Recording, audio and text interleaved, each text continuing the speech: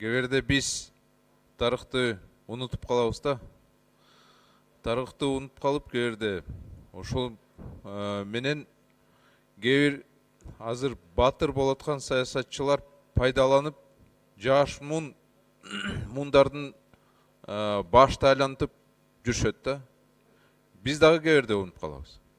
Мына ошол эле кишилер каркыраны бергендер, узун кууш бергендер азыр батыр болуп чыгып атышат да.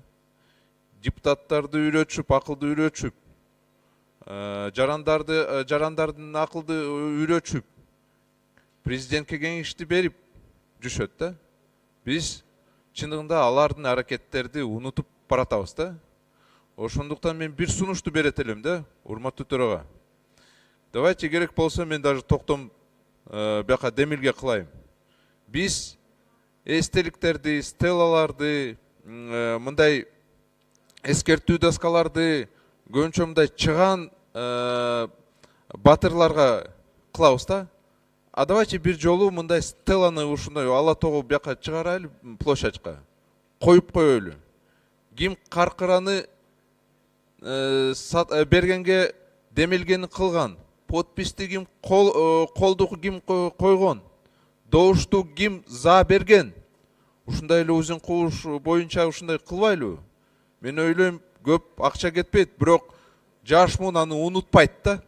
Эч ким аны эми унутпайт да. Ата биз кеберде унутуп калабыз да.